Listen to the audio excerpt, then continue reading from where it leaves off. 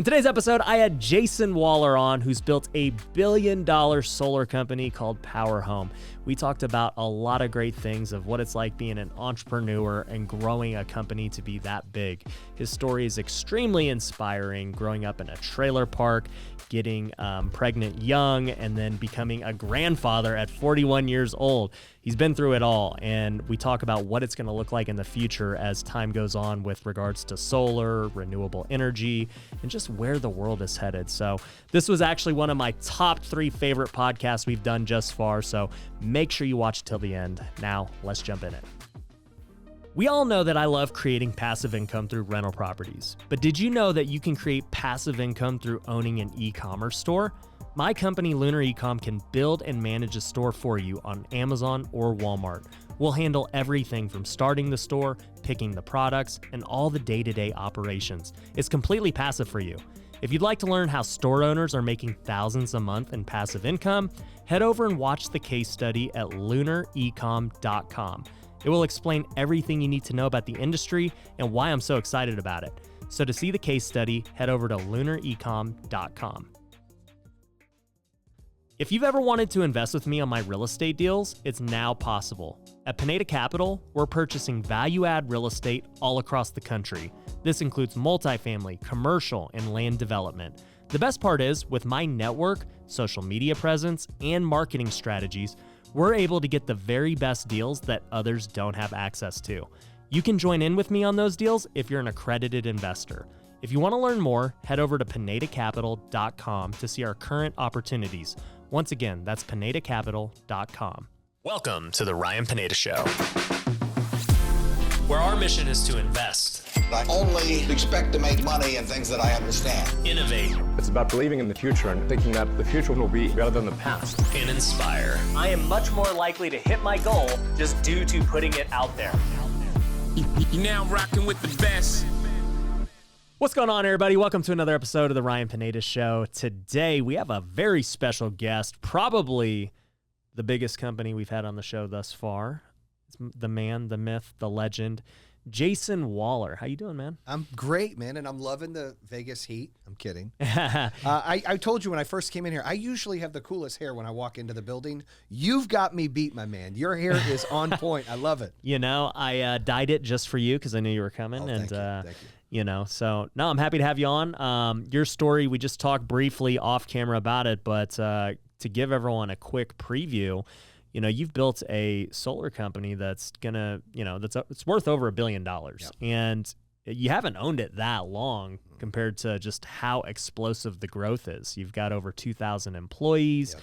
You don't come from, you know, this crazy background by any means of like, man, just born for success. Yep. So tell me a little bit about how you got started. Well, it's the third business I've built, right, from the ground up. I did home security twice and started out of my bedroom with a tile board that you can buy at Home Depot, a shower tile board, and putting scheduling on there. I did the same thing with Power Home Solar. I put that tile board on there when we started. But I had a kid in my teens. I didn't finish high school. I didn't go to college. You know, I lived in a trailer park. I had this stigma where people were judging me based on something I couldn't control, right? I couldn't control my family was poor. I couldn't control where I lived. Those were things that they were out of my control. And so I had this real chip on my shoulder that I wanted to prove people wrong, including in-laws. They're my in-laws now, but I dated my girlfriend.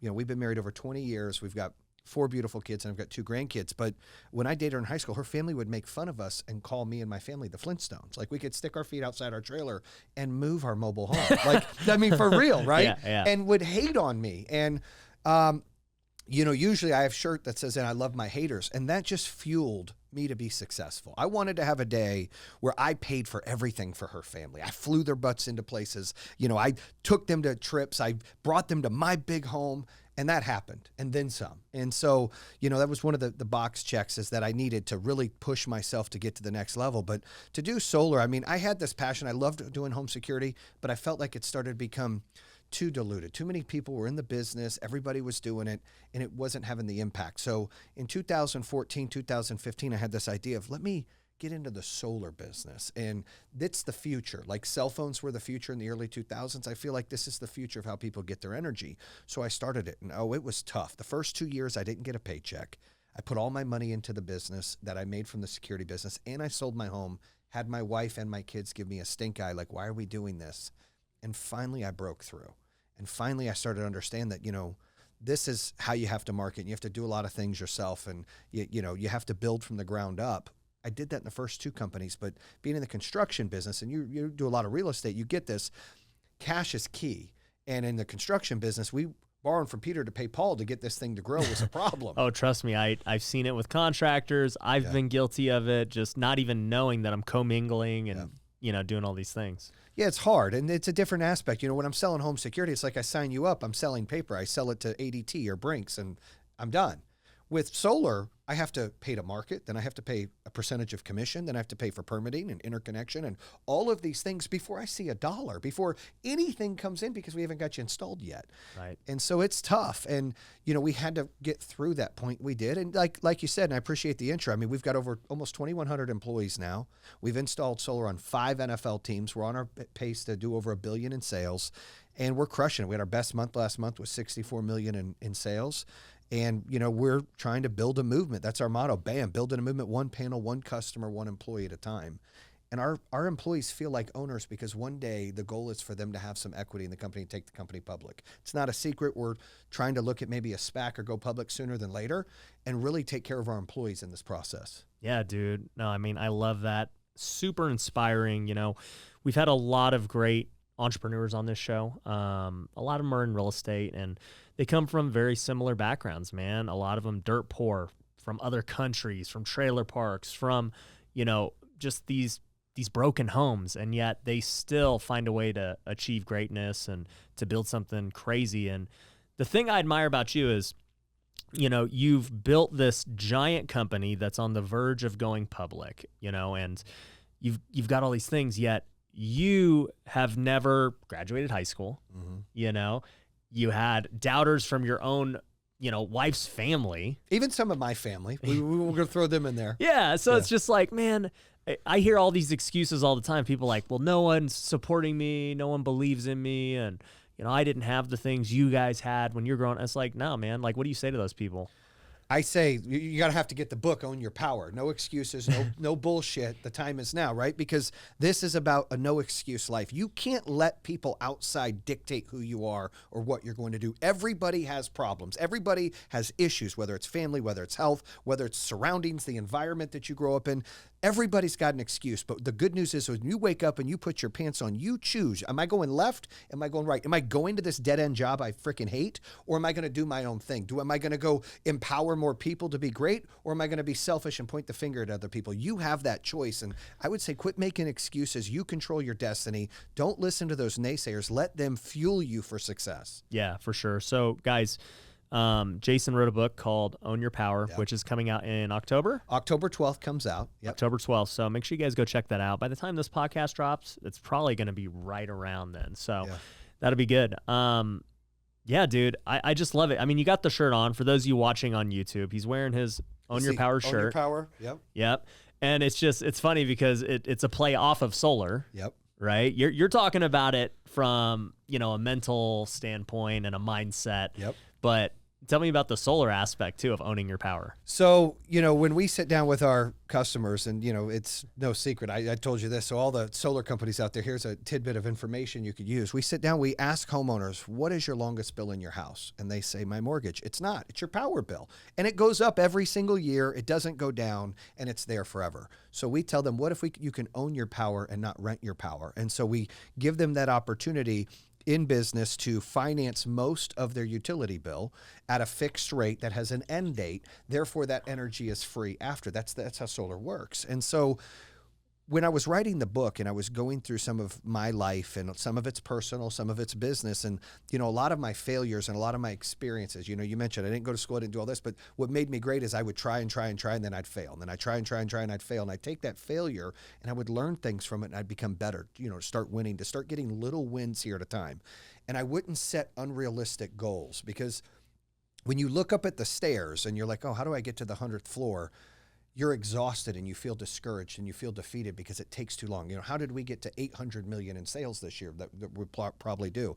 Well, when I first opened in 15, I wasn't like, oh, I'm going to get to 800 million in sales. No, it was like, how do I get to 1 million, right? Yeah, how do I and then make $1 million money? is like, how do I get to 3? And then how do I get to 10? How do I get to 50? How do I get So I am a big believer of setting goals at 30 days, 60 days, 90 days, and 180 days, and owning your power, owning your destiny, controlling what you can control. Little wins and progress equals success. And success isn't money. And success isn't a title. And success isn't buying nice things. Of course, I like nice shit. I've never had nice stuff, right? I like it. I've never had it. But that doesn't make me happy. In fact, the more that you get, the more depressed you can be. My therapist tells me that all the time. And I felt some of that during COVID. Like, I've never been depressed before. But when you don't have things to chase, you get depressed. Right. And so success is being fulfilled. And owning your power in the book standpoint and in the business standpoint is really being fulfilled somehow. What you're putting something in here that makes you feel complete, and now you own that. That is yours. That is your God-given right to do whatever you want with it. And we push it in our business, and I push it in a personal standpoint as well. No, I love that, dude. And I can attest to that. You know, you're always chasing the next goal, man. Successful people are never truly like satisfied. Like, they set goals, you know, like you said, a 30-day goal, like, let's hit our goals, right? And then you have these big vision goals for you. You know, I don't know how long you've been dreaming to go public, but right, that's like this goal you've been chasing for a long time. And even for me, when I look at my life right now, you know, I've got some big goals I know are not going to happen anytime soon, but I'm chasing them. You know, my dream home, I'm trying to build it.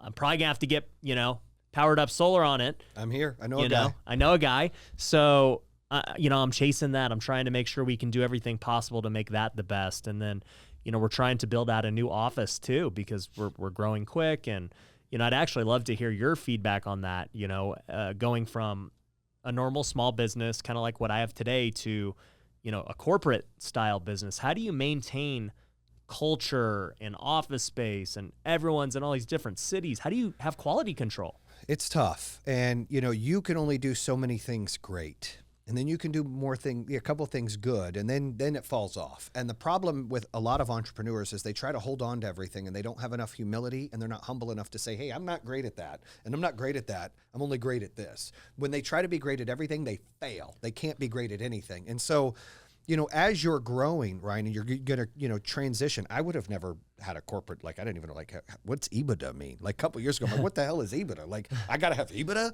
I just make money. Yeah, it's just cash, right? No. Here we are doing 800 million. It's like, you're going to be public. I'm like, oh, I got to understand EBITDA. But I'm like a sponge. And the good thing is I surround myself with smarter people than me that bring different attributes or superhero strengths that I don't have, right? Abilities. So as you're going into that transition of changing from a small, you know, business into, hey, I'm going to be more corporate, you got to surround yourself that can help build that infrastructure, that believe what you believe in you, and want the same thing, and they're rowing for the same thing. You got to give them some kind of gain share, some sweat equity, something that gives them ownership to want to be as excited and passionate as you to take it to the next level. You can't be greedy. You know, they always say pigs eat, hogs get slaughtered. When you get greedy and you try to hold on to everything, or you try to keep everything for yourself, and you're not willing to bring partners on that are smarter in different aspects that help grow your business, you can't get to the next level. And I think that's the biggest key, is finding people that can complement what you're doing. Life and business are like a puzzle. You got to keep finding pieces that match. Yeah, no, for sure. I think one of my big principles is, like, I'm only able to do what I do. I'm only able to film a podcast right now and still have the businesses running because I have great people and great partners and people that take ownership. They own their power. Right. You know, they want to get after it and, like, take the company to the next level, get more sales, get more revenue, hit the next goal. And I totally agree. Like, that's entrepreneurs' number one problem, is just, dude, everybody wants to do it themselves. And I'm like, it's ego. It's freaking ego. They're like, I can do this myself. It's ego will kill them. It'll crush the company. Yeah. I'm the opposite at this point. I'm like, dude, how do I do nothing? Like, how do I just find the best people in the world to do this? Like, that's my goal at this point. Well, I think you have to show confidence. Yeah. But you can't be arrogant. There's a fine line, right? Right. You know, there's a fine line. I believe confidence is key because they'll believe in you. Okay. Right. But I also think if you get arrogant, they start to resent you. So you gotta push it to the end. But when it comes to humility, and I've learned this, I have a CEO coach. I always recommend people get a CEO coach. David Meltzer's my coach now, and he has shown me, you know, humility. He has shown me, this is a guy who built $130 million. He's the original Jerry Maguire. He built his business up to $130 million and then lost it all. And then has come back. And so he is so grateful and shows gratitude. And so, sometimes we get busy grinding and we get excited and we do things. We forget on how to be, how to act, how to show gratitude, how to be grateful, how to have humility. And so we have to remind ourselves or have a coach us. And it's like a therapist for your business, right? And they're able to tell you like, hey, you've got to be able to bring smarter people around you and not have an ego. And they help shave that ego. I mean, we're natural alpha human beings when we're entrepreneurs. We have to have that ego taken off. We have to understand ego is a killer. Yeah. That we can be successful and happy and motivate and inspire, yet have humility and bring talent around us that also can be confident, inspire, and grow the business. Yeah, no, 100%, man. And I think it gets only more difficult as the more successful you get, right? Because you might be humble, at a certain level. And then once you reach this new thing, you're like, I'm kind of feeling myself a little bit, what I'm doing. And that is, man, I seen ego destroy so many guys. And ego brings out the worst, not only like internally in the business, but then jealousy for other people and what they're doing. And it's like, oh, well, I'm better than that guy. Yeah. And it's just, it never leads down this path. And, for me, one of our core values out there on our wall is no ego. And I learned that from baseball. I just remember, I was a pro baseball player for 8 years. And I was seeing some of the jerseys. I was like, man, that's legit. If I ever have an adult team, I'm putting you on. I've been asked to play on many softball teams. But when I was playing, big ego, dude, just like, man, I'm the best. I got to show it every day. You got to have that alpha athlete mentality. And then, on the other side of it, you're like trying to compete against somebody else. You're like, I'm better than that guy, and I want to destroy him. Like, if I'm facing the pitcher, this dude's my enemy. Right. I want to wreck him. And it's just not healthy. And eventually I learned that, man, that this stuff is just kind of like not even good for my own health and everything. And so when I got out of baseball, I just realized, man, like I have so much more peace and fulfillment in business because I've kind of gotten rid of that. And now it's like my competitors, dude, I don't really care if they do better than me or not. It doesn't matter. Like, I'm just doing my own thing. And quite frankly, as we know in business, usually you can use your competitors as allies. Yeah. You guys can do a lot of business together and make money together. Yeah. That's the biggest thing. Turn your haters into fans or partners or work for you. I've got some haters that I eventually hired back or brought onto the team. That's what happens, right? Because they'll hate on you. I believe there's three categories, right? I think that there's three categories that we all sit in. Category one are the dreamers, the doers, the motivators, the inspirers, the shakers, the ones that the take Steve action. Jobs commercial. Or what we're doing. Like, we're excited and we love to see success and we love to see people passionate and we want to be around people more successful from us because we want to learn from them and we love to coach and we love to be coached and we're motivated and we're not really hating. That's category one. That's where we are right now. Right. Now, both of us have been in all three, so brace yourself. Okay. Category two is the ones that are intimidated. Like, they're like, oh, snap. Like, how did you do it? And they think of Homer Simpson backing into the grass, like, ooh, right? You're around someone maybe you grew up with, and all of a sudden they're up to the moon. They're doing all these crazy things, or maybe it's a family relative or somebody you meet, and you're like, whoa, that's what you do? You get intimidated. We've all been intimidated. We've all been like, whoa, what is this, right? Maybe you meet someone famous or a celebrity or billionaire, whatever it is. There's category two where people get intimidated, and then you lose relationships with some of those people because not that they hate you, they're intimidated by you. So your circle as you grow gets smaller and smaller and smaller because some get stuck in category two, where we've all been. Category three, I love. It's the haters. It's the complainers. It's the finger pointers. It's the ones who bitch that your success is their failure and your failure is their failure is your success. And that we've all been somehow, some way. One time you just talked about it. You were an athlete, like, oh, I want to destroy that guy. I'm better than him. Well, when you're feeling that way, that's almost hate. You're hating, for sure. Right? And so I've been there. I've been like, no, I'm better. And now it's to the point, really doesn't matter. The more energy I give to that person, worried about what they're doing, the less road I can accomplish on my side thinking of me. So what I say to those haters, which we need, they give me fuels. I'm like, look, get your popcorn ready. Go get your Coca-Cola ready. Get your licorice ready. My ass is going to put on a show. The more you watch me, I'm not watching you. I'm watching me. Hey, I'm going to put on a show. You can just sit on the sidelines and watch. But we all fall into those three categories. And the goal is to get the hell out of three, not stay in too long, and get in one as much as you can. And surround yourself. Some of my best friends, some are billionaires, millionaires. Some don't have a pot to piss in. Some are ex-criminals. White Boy Rick is one of my best friends. People don't know that. He's one of my best friends. I just met the guy 6 months ago. He's like a brother to me. He is, I don't know if you heard the story of White Boy Rick. He is it's a guy who was 15. This was 32 years ago, that sold cocaine for the FBI in Detroit and went to prison. They made a movie about him. Matthew McConaughey was his dad in the movie. There's this huge movie going out called White Boy Rick. He went away for 32 years because they turned their back on him as he's selling these drugs. They gave him life for selling cocaine at 15 years old. Wow. He just got out. He's the longest, held the longest amount of time in prison for a nonviolent crime. Never hurt nobody, never raped nobody, never stole from nobody, never anything. Yeah. And he watched people come in and out. And when I met this guy, because he was going to get on the show, I was like, who the hell is White Boy Rick? And my guy's like, you need to watch the movie. All right, so I watched the movie, and then I was like, holy snap, I need to meet this cat. So we went to a 30-minute dinner. It ended up being 4.5 hours later. Wow. And he's just a great human being. He doesn't smoke. He doesn't drink. He just got off parole. He's been out a year, literally, as of yesterday. And he's like a brother to me. He's good people. I bring this up because this is a guy who could hate the world and fall in Category 3.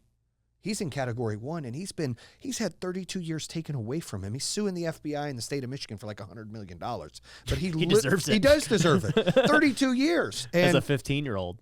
yeah, it's just crazy. But he isn't bitter at all. He's a very positive human being. I took him on a trip recently to Myrtle Beach, and I took him golfing.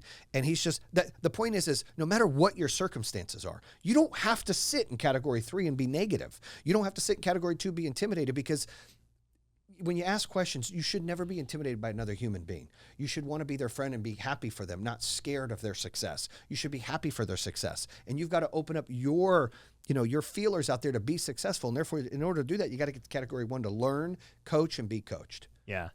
I love that. I've never heard the categories broken down into that, but I mean, you're absolutely right. Like, most people, unfortunately, live in 2 and 3. I know.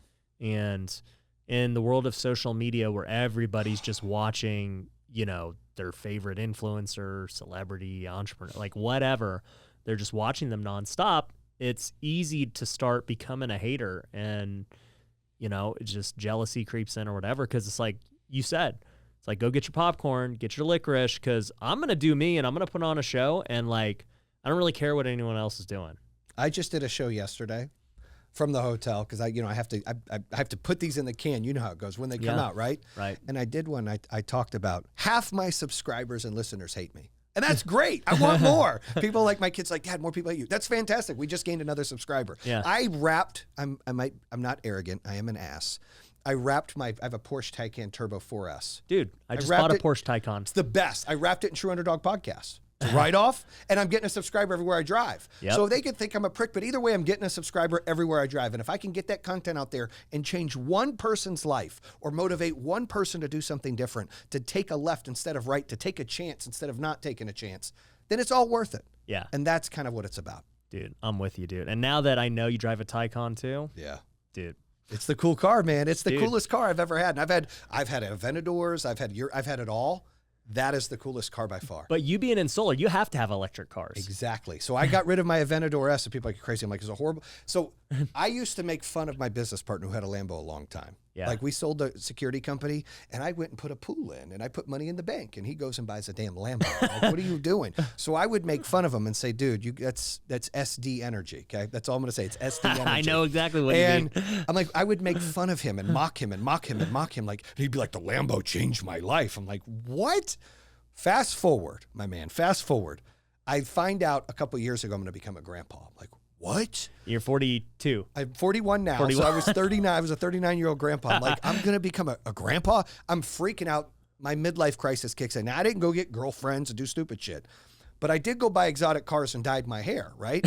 And so I Maybe kept I'm the going hairdo. through a crisis You might right be going now. through it 32. And so my wife told me to dye my hair, but she wanted a Ferrari. So I'm like, all right, she's always wanted one. I'm like, okay, I'm going to get her a Ferrari. Then I'm like, well, I can't have her have a nice car, and I don't have one. And my car was nice, but I was like, I need an exotic car. So I went and bought the Lamborghini Aventador. And I apologize for those that drive it. It's a piece of shit. It's horrible to get in. It's uncomfortable. It's hot. It broke down like 40 times in the year and a half I had it. And had so many issues. It was the worst car on the planet. And here I am having to eat the words I said to my partner. Now, he isn't vocal. He's passive. So he's like, oh, no big deal. But I had to go, I'm getting a Lambo. Like, after all that trash talk, I had to do that. But I owned it. And then I hurry up and sold it. I was like, I can't do this. I need something different that's more practical. There were no fireworks that came out or dancing ninjas. Nothing came out to make me happy. So people think, oh, there's a big party if you get a Lambo. No, it's a waste. Yeah. It is a waste. It's just horrible. So I sold it. I made some money on it because people want Lambos right now. And I bought the Porsche and I was nervous. I was like, what if I don't like it? I got in it and I said, this is the best car I've ever driven. Ever. Hands down, best car.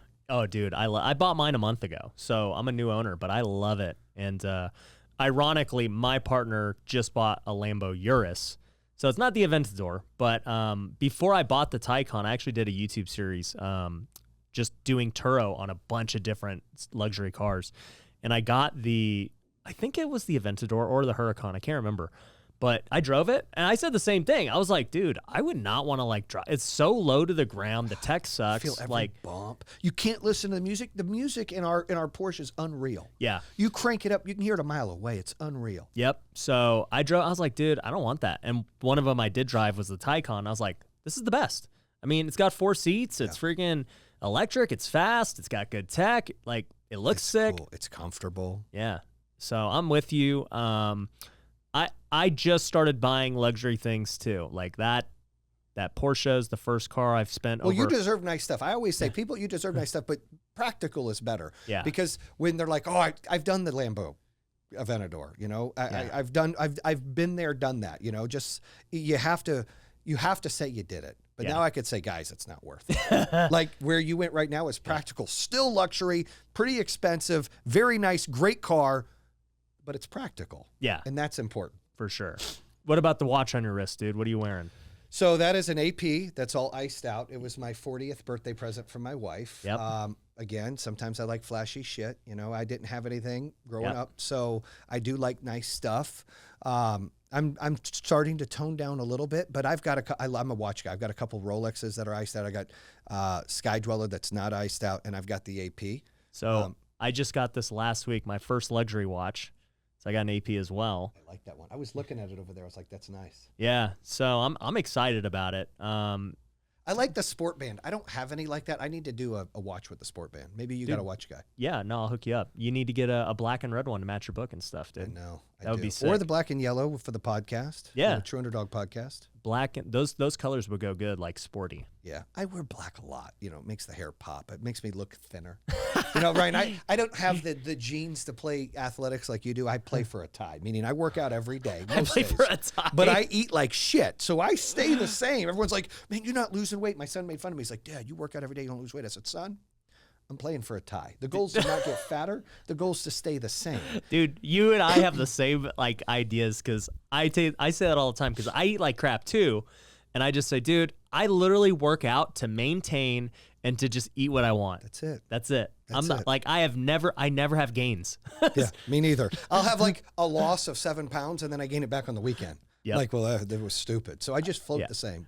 I've literally been 180 pounds for the last 12 years. I've never fluctuated between 5 pounds. Yeah. Well, I fluctuate about 8 to 10 pounds back and forth. It's around 210. Just saying.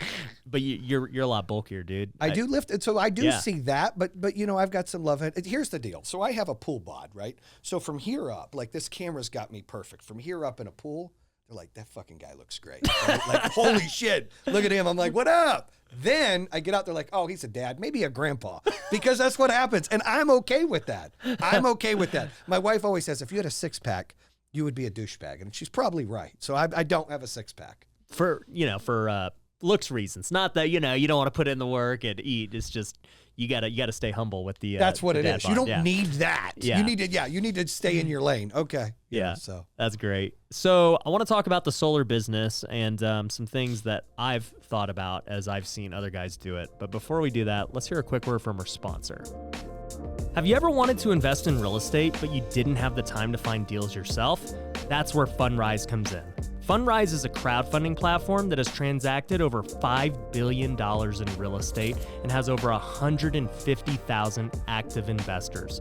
While many funds, like my own, require accredited investors, Fundrise allows anyone to invest with as little as $500. If you'd like to learn more, check out fundrise.com. Once again, that's fundrise.com. How often have you driven around and seen houses that were in rough shape? If you're a real estate investor, you know those are the best deals. With Batch Driven, you're now able to capitalize on those homes. You can mark the home, get owner information, and send them a mailer or a text right from the app. And there are other great features like lead management, MLS data, and real-time driving routes. If you want to start today, you can get half off your first month by going to batchdriven.com/Ryan. Once again, that's batchdriven.com/Ryan for half off your first month. Now, back to the show. So, I've got a lot of friends who are doing solar now, and it seems like I see solar companies pop up left and right. And now, granted, they're not 2,000 employees. It's like, pretty much a guy getting some sales guys together. And from my perception, it's just they're selling other people's stuff. Like, they're just marking it up. They're just going door-to-door sales and, trying to make a quick rip. Like, what's going on in the solar industry right now? So a lot of our competitors, and some of them are public, they have dealers, and I understand the model. They come to you or this guy or that guy that has employees that they become their sales machine. So they have a lot of dealers. Think of DirecTV, right? DirecTV has a bunch of dealers that go out and do the installations for them. It's the same concept for solar. It used to be the same concept for alarm dealers, right? Alarm dealers would be, you're selling the paper to Brinks or ADT or somebody like that.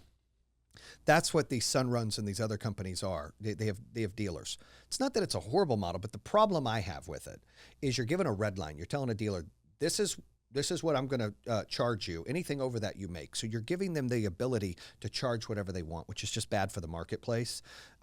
What it allows is they can gouge or they can just lower.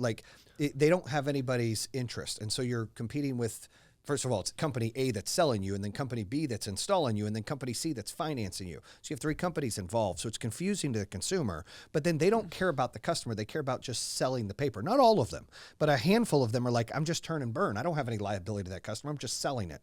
Our model's a little different. We built it kind of backwards, but it works for us and it makes us unique. Anytime you fill out the form, online, or you see our TV commercials or our radio and you call us, it's us. We show up to your house, it's us. We do the install, it's us. Everything is us, which allows us to care about that customer experience. We have a white glove service that we strive for. We have a concierge that's assigned to each account. You don't get that with other companies, and that's because they're just about throwing panels on there and getting more deals. And I get that. But what it does is it gives the solar industry sometimes a bad name, especially here in the West Coast, in California, Nevada, Arizona, where you get all these mom and pop companies that are just dealers of a bigger company. They don't know what the hell they're doing. They're out there selling and making promises they can't keep. I get door knocked every week. Right. They're not educated. It's the same thing. Solar is where security was 10, 12 years ago, right? And security, you get knocked on your door. Hey, I want an alarm system. People cut your phone line. I was in that business. And the sales reps were like that. We don't have sales reps. We have field energy consultants. We empower people to make decisions to go solar or not, meaning we put them through an authority page, which is like an educational piece on social media. They fill out a form, then we qualify them. After we qualify them, we send somebody out to do a presentation. We're not bothering them while they're making chicken for their kids or they're mowing their lawn. They're booking the appointment. And in 2021, people need to understand that most of the consumers out there are so smart. They have instant gratification on their phone all the time. They want to be empowered to make a decision. That's what makes us different. We invest in the forefront of digital marketing, meaning that's our cost per acquisition, rather than paying some dealer and company crazy amount of money to go harass and knock doors and maybe make promises they can't keep. That's why we have an A+ in the BBB in every state that we're in. We've won all these awards for customer care, best place to work. It's because we care about our consumer, we care about our employee, and we care about the process. Well, and two, when it comes to pricing, you have a more consistent pricing model because these guys aren't just raising it up however much they feel like. And, you, like you said, you're the one going direct to the consumer. You can answer the questions. They know that they are dealing with you once they commit to buy. Correct. Like everything is done through you guys. And the reason that's important is because if me and you go knock on the same person's house, they fill out a form, and let's say I have a dealer program, and you go in and you offer a system for $180 a month, and I'm selling it for $200 a month, the customer then is getting confused and doesn't trust that brand because why is this person ripping me off? What do they give me? They're not. That's what you get when you get with dealers, which are smaller entrepreneurs just reselling. Now, I understand the dealer model, but the problem for our brand at Power Home is they're not worried about our brand, and we're worried about our brand. I mean, rule number one in business, you got to protect your brand. Yeah. And when you have dealers out there that are their own companies and they're just selling you stuff, it's hard to protect your brand. I watched it in the alarm industry. It get tainted. ADT get thrown through the ringer. Brinks Monotronics get thrown through the ringer. I didn't want that at Power Home. So we have a very, very small dealer program that are people that we know and trust that are in different industries where they offer their customers what we do. They're not out selling solar to other people. Oh, well, Ryan's company can do this compared to Power Home doing that. I don't want to deal with that. The customer with us, it's an experience. It's a lifestyle. They're getting battery and storage through Generac. They're getting the energy efficiency package we put in. They're getting the customized financing that we put in place at a 299, 25-year. All these things that we put in place that are different than our competitors allows us to do it that way. Yeah. No, I mean, it does seem like, just from what I'm hearing, what I know about the industry as a whole, you guys are doing it way different than everyone else. I mean, you guys are running it like a big, legit business. Yeah. The other thing I want to talk to you about solar, people ask me all the time, like, Ryan, what do you think of solar? And usually I say, well, as a real estate investor, I don't like it. As a flipper, because I acquire all these homes all the time, and they've got these, leases on them. They've got, even if they bought it, sometimes you have to try and assume the loan, and then I have to go resell the home and give them that home with solar. And, whether they want it or not, like, it's already there. Yeah. So, I mean, what's your perspective on that for people that, aren't going to like live there long term? Would you still recommend solar? It's a great question. And one of our qualifying questions when we sit down with somebody is how long have you been in the home and how long do you plan on being here? If it's 3 or less years, they're not qualified. You're not even going to try and We're not sell. even, there's no reason. Yeah. But if it's going to be 4 or more, there is, because they're going to get their tax credits. If they're applicable for them, they're making enough money, and they're going to be able to get some savings on their utility bill put in their pocket. And if me and you have the same exact home for sale, but my power bill's $50 and yours is $300, and there's no loan tied because I'm going to add the value of the home, you'll pay 20 or 30 grand more for my home because you have solar and the power bill's almost nothing. And therefore, they're getting that money on the front sale to pay the loan off rather than transfer. We don't transfer loans. Our loan, they add value to the home. Appraisers are adding value to the home as long as it's in there long enough and they can show, oh, this is what it saves. The problem you have with leases and PPAs and what you're talking about is it's not adding nothing. You're tied to that company, or it was bought so early enough where they're trying to flip a home or sell it, and now they're trying to, I can't add 30,000 to that, let me transfer it over. Yeah. That's the problem you run into. And I totally get it and respect that, but that's why we tell consumers, if you're going to be here 4 years or more, solar can work. If it's going to be less than that, you shouldn't get it, because you have a loan that is tied to your home. You have an extra loan for $30,000 or $40,000 or $50,000, whatever your deal is, for a couple $100 a month. So you're going to want to increase the price of your home for that. And most appraisers all over will do that. They'll say, well, this home's worth more because their power bill's almost nothing. Their power bill's $300. Yeah, no, for sure. So do you guys do any kind of leases? No. Yeah. Yeah, and that's my big problem with the industry is the leases. And another dumb part about it is, on a lot of these homes we flipped, I think Sunrun is one of them. Freaking, I hate Sunrun. So no comment. No comment.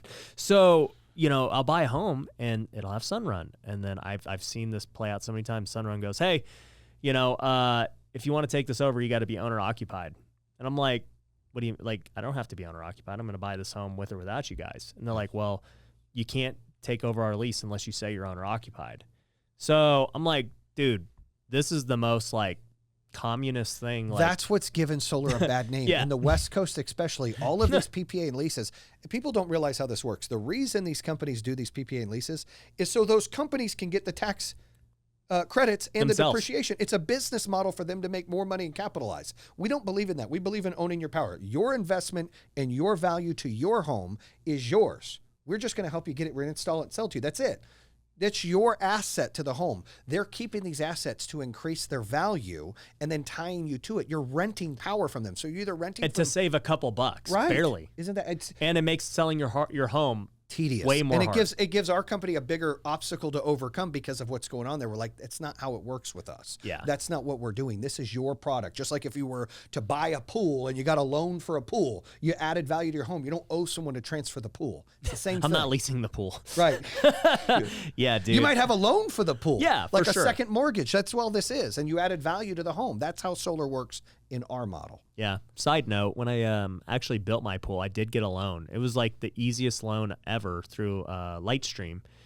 I was like, yeah, okay, I want to build a pool. And they're like, our max loan's $100,000. I'm like, okay, can I have that? And they were like, sure. They literally wired me the money the next day. I was like, this is nuts. Like, that's how it works with solar. We get them instantly approved in like 3 minutes. yeah. I was like, I could not believe, getting my home takes, 30-day It adds loan. value. That's why. I mean, you're Yeah. not getting, that's the whole thing. You're not getting the full value of buying a pool, but Yeah. you're going to get most of it. Yeah. No, and I mean, I ended up paying that loan off, but I just was cracking up at how easy to Yeah. get the loan was. What are some typical like interest rates you're seeing on solar loans? 299 25 year, 399 20 year. Okay. So if we that's do cheap. solar only, we do a 399 20 year. And then we show the consumer, hey, we can go 299 25 year, and it's about $32 more a month, $1 a day. You get the battery and storage. Light bulb goes off. They go, I want that. Tell me about the battery. So the battery's cool because, we rolled this out the beginning of last year before COVID hit. And, I looked at being from the home security business. I look at the battery and storage kind of like what GSM radios are in home security, like, or cell phones, right? Back in the day, everyone had landlines. Right. And we would sell home security, they have landlines. And then the security business, like, well, if these GSM radios, because people are canceling their landlines, we got to be able to communicate, which is like a built-in cell phone for your alarm business. I mean, for your alarm system at your house. And so we were one of the first companies to go all GSM radios before it became mandatory. We are the first company to go 95% battery attachment. The only time we don't really do a battery is you use so much power that's so little that we're getting you. You're never getting a going to reserve. save it, right? But other than that, people want the battery, and they want the battery because we have rolling blackouts here in the U.S. They don't want to say we do. We do. But blackouts are happening all the time, meaning like the power goes out because the grid is frail and it's garbage, and the utility companies haven't invested enough money in it. You have all the storms in the Midwest. You have the hurricanes. You have the fires. You have everything going on where people are without power. Now, during a pandemic or during people working from home now, what do they need more than anything? Power. You need Wi-Fi. You need refrigeration. You need all of that stuff. What we do, because you can't get a generator, there's a year wait list. We have a relationship and can resell generators through Generac. There's a year wait list. So what are you going to do? Well, we come and do solar and battery and storage, where now if you buy the electric car like we did and you want to charge it at night, the utility company's going to increase our rates during the nighttime because we're charging our cars. We don't have to deal with that because I didn't even know that. Oh, it's coming. And it's already happening in most states. So all of a sudden you're charging your car. It's called time of use.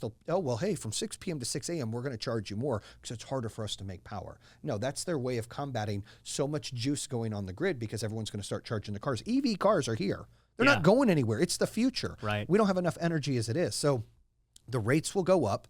What this allows is the way solar works is whatever you produce, you use first. So it's daytime, you got the solar banging. Hey, I'm washing my clothes, I'm washing my dishes, I'm heating my pool. Whatever it is during the day, you're doing that with solar.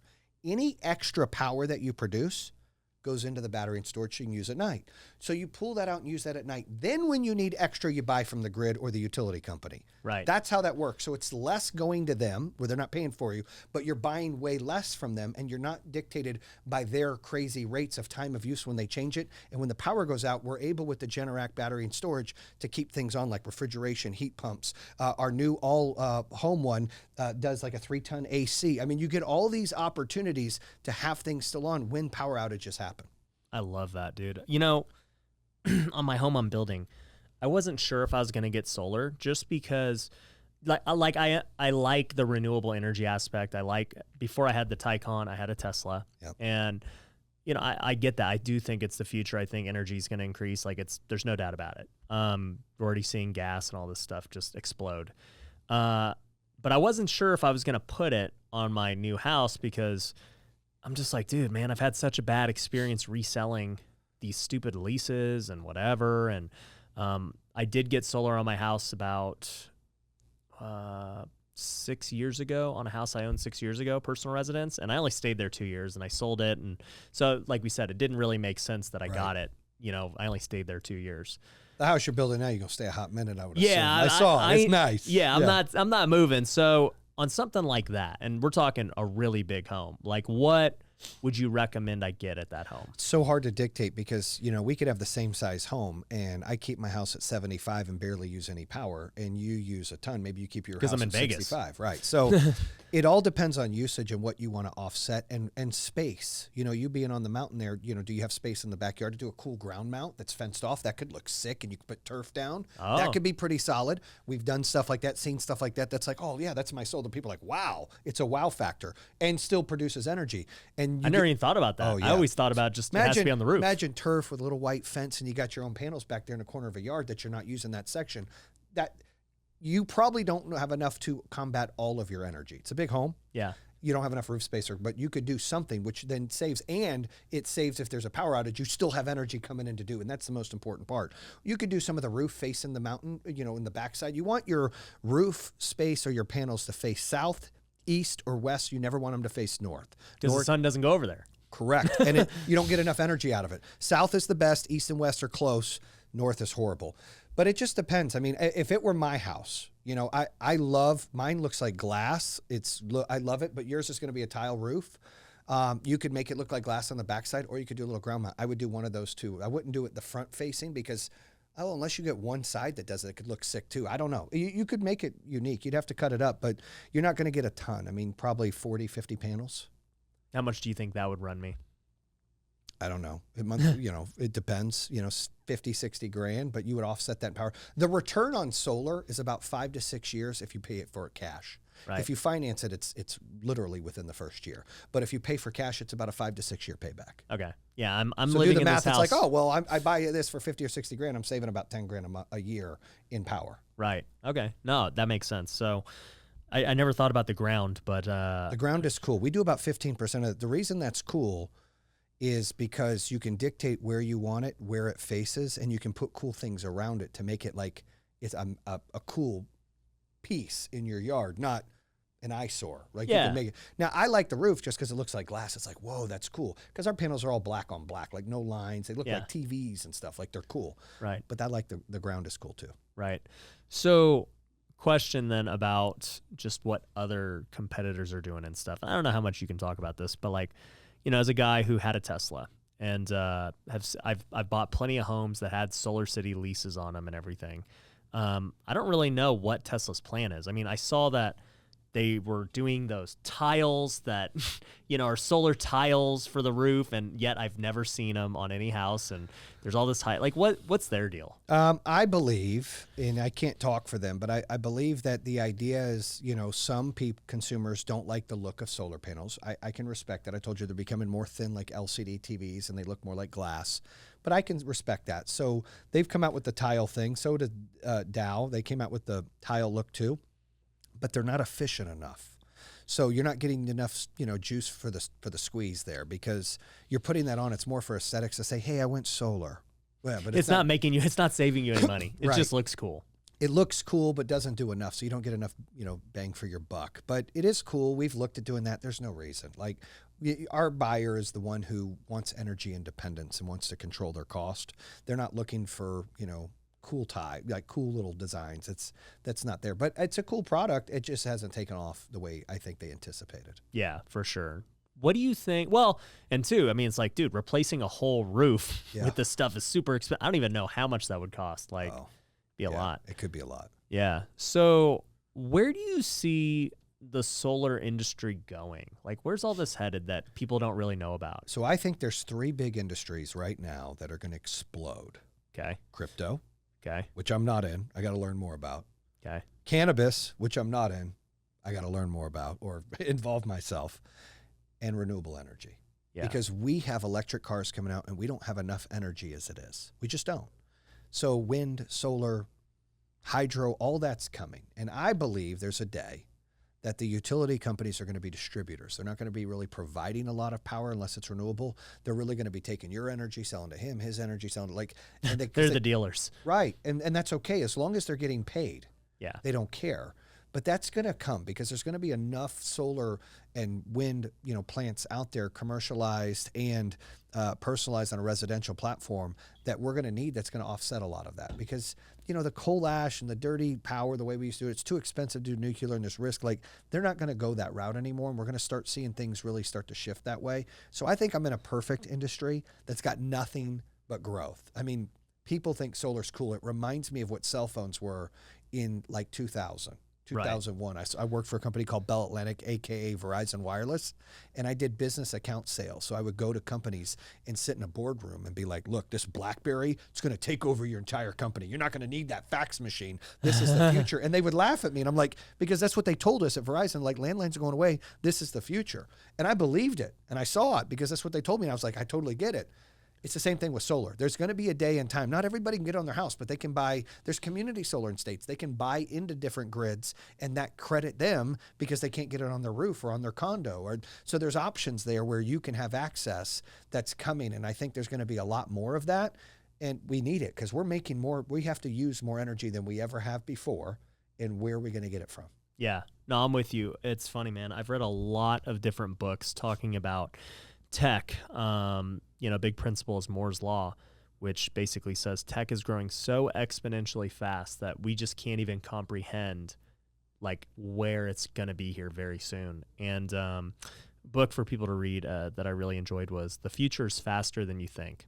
Talking about a lot of these different things that are happening in the tech world, but it's you brought up this community solar aspect, and I can't talk a lot about this. I don't know how much I can really say, but in some of the land near my dream home, they're looking at doing that. They're looking at building this entire community that is self-sustaining, with energy, and they're going to have the ground solar. Every house is built with solar, and like that's just how they're going to build it from the beginning. And so I'm really curious to see how they do it on the community aspect of like, all right, if everyone in this subdivision is sharing power, like what does that even look like? Mm-hmm. I don't know. Yeah, I think what they'll do is they'll do that for all of the, the pool and the clubhouse and all of that, and they'll all have access to get solar and produce their own. They'll all still have to be hooked to the grid, so they can be self-sufficient, but you may get an allowance of X amount of watts, and then after that, you're buying from the grid, because by law, the government won't allow you to go off-grid for living in case, because let me give you an example. Solar's producing during the day, and let's say you go crazy nuts from 4 to 8 p.m. and then it gets dark and you used everything. Well, if you're not hooked to the grid, you got nothing. And here in 120-degree weather, you need something. Yeah. So the government's not going to allow you to come off. The backup is the utility company. So really, that's how we sell it. Solar first, battery second, third backup is the utility company. So that's what I believe they'll do is if there's 100 homes and it's X amount of kilowatts, they'll break them all up. This is what you get included. Anything over, you're buying from the utility company. That's what I believe they'll do. Yeah. So let's just take a walk through time. It's 2030, 8 years from now, or 9 years. And people are talking about that the cars have to be like, I don't know what the law is, but it's like they got to be like almost 100% EV by 2030 or something. There's like some crazy law that says that. I assume you believe this, that by 2030 homes will like all be built with solar. Like it's just going to be mandatory. Do you think that? I do. You're seeing that already in California. You're seeing that in Dade County and Florida and some other counties across the U.S. So I think that by 2030, yes, they're going to require it on new builds. Yeah. Just because like they're requiring to get away from gasoline and, Correct. The global warming and all. What's your take? I mean, as a guy who's like this, jacked up entrepreneur, it's funny because you're in the industry of like renewable energy and resources and all these things. What do you think about the science side of stuff, like with global warming and everything? So I think global warming's real.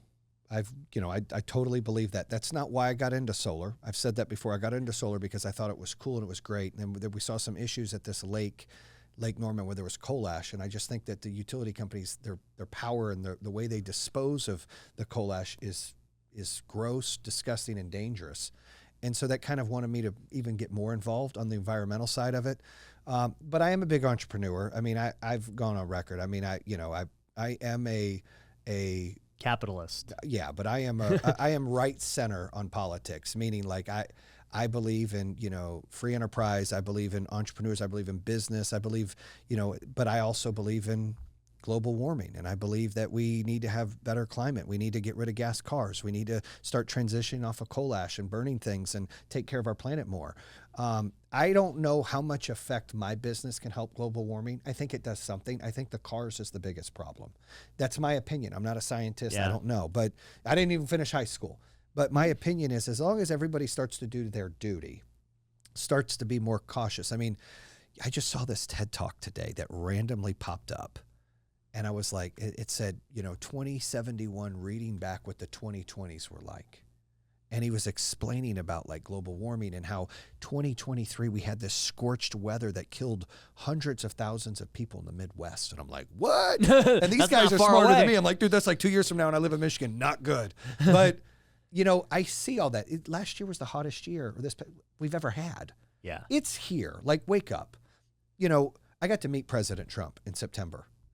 Before he got reelected. I mean, before, sorry, my fault. Before he lost the election. Reelected to some. Yeah, he wasn't reelected for me. I'm not going to say, where I stand on that point. But when I met him, I didn't position our business to him. I did a roundtable about global warming. I brought that up, and he seemed to really care. Like, he was genuine. He was genuine to everyone in that room. But he didn't like other countries to make money on that. When he put the tariffs on China, he said, we need to have more American-made solar. And we do. We have like 30 plants now making American-made solar. Back before he did that, we had 1, maybe 2. We use American-made panels. So I think that that process was good because it created more jobs here. And it didn't allow us to rely on other countries so much to get things if we're getting ripped off in certain trade deals. But my problem and I'm going to get a little bit on politics here. My problem in today's world is the old school Republicans are bigots and they just don't get it. And they're on the wrong side of the fence. And they're just like, the Bible this. I'm a Christian, a born again Christian, but the Bible was written 2,000 years ago. You got to elaborate in today's world. You can't be structured. My daughter had a kid and they're not married. They're engaged. A lot of the old schools like, that's wrong. It's not wrong. I had a kid before I got married. Then we got married.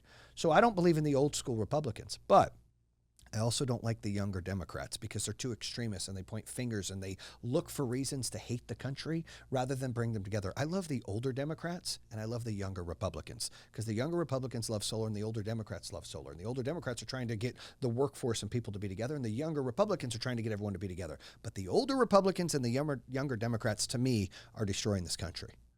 That's my opinion. Yeah. For whatever it's worth. Yeah, I mean, like everyone's extreme, it seems like with social media, or it just seems like Facebook and these things push the extreme views where, I don't necessarily think that that's probably the reality of the world of, you just have 2 extremes. I think there's probably a lot of people who, like you said, right center, left center, whatever. Hopefully there's a lot of people that can be I'm objective. only right center because if you lay everything out, more of the tax ways and things like that, like a lot of the older Republicans, they're like anti-gay. I'm like, why? Like, if somebody loves somebody, let them get married. There's nothing wrong with that. That bothers me that they have that mindset. It's true. Older Republican guys, not everybody, but I'm saying there's a majority, there's a number. They're stuck in their ways, and it's just weird.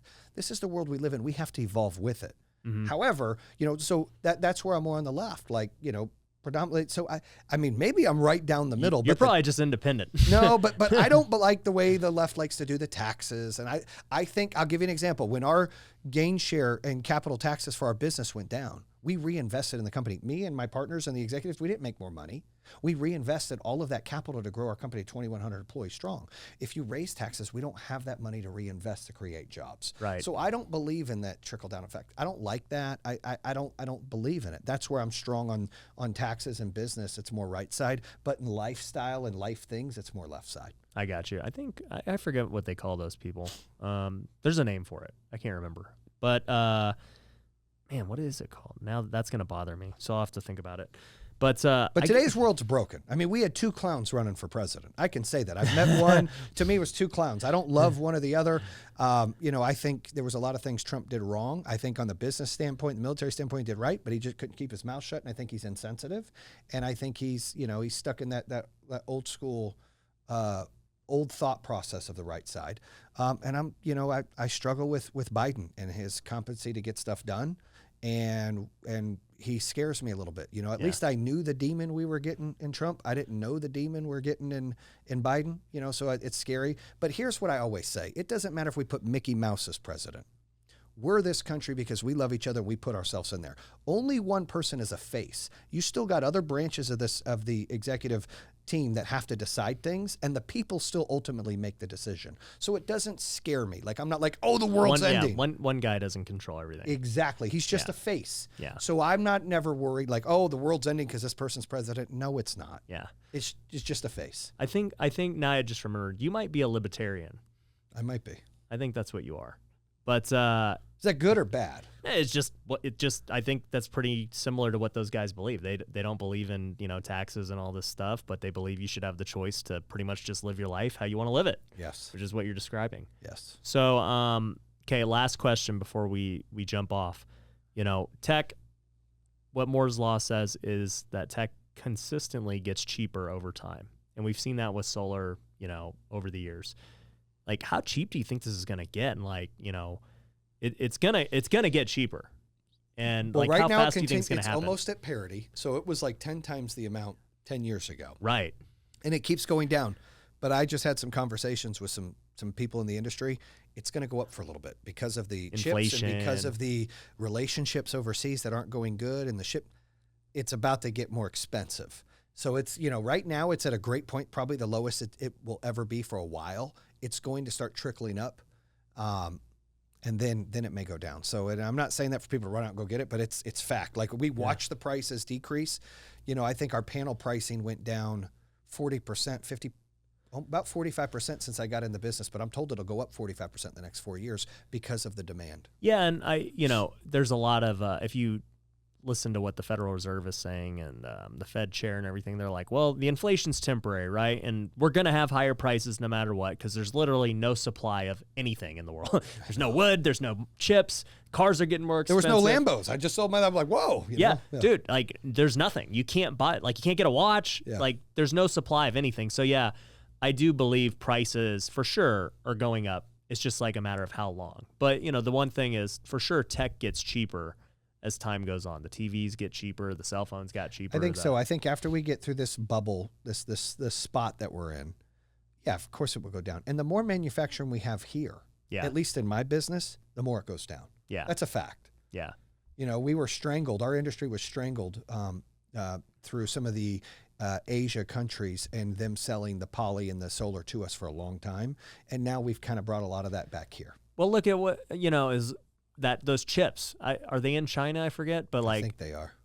That's destroyed like every industry by having them have all the power with these chips. I have guys that own car dealerships are selling cars for 20 or 30% more than they would have sold, and they're not even here yet. Yep. It's Isn't that crazy. It's nuts. Used cars sell for more than new cars because that's just all there is. Yeah. It's classic supply and demand. But anyways, dude, this podcast was a lot of fun, man. I appreciate you coming out to Vegas. One car, before we end, one car I want to get. I keep telling my wife to tell everybody, one car. I want to get a 6.4 Impala. Okay. With Dayton's, hydros, but I want it to be electric. I want to take out the motor and put the batteries in it. That's what I want. Think about that. What about solar on the roof of it? It won't do enough. But think about it. Every time I see a Dr. Dre or a Snoop Dogg video, because that's my shit, I see them popping. I'm always telling myself, like, I want that car. He's like, it's not the car. It's like, that's my car, right? Yeah. But I don't want one that's gas. I want an electric one that just kind of goes fast.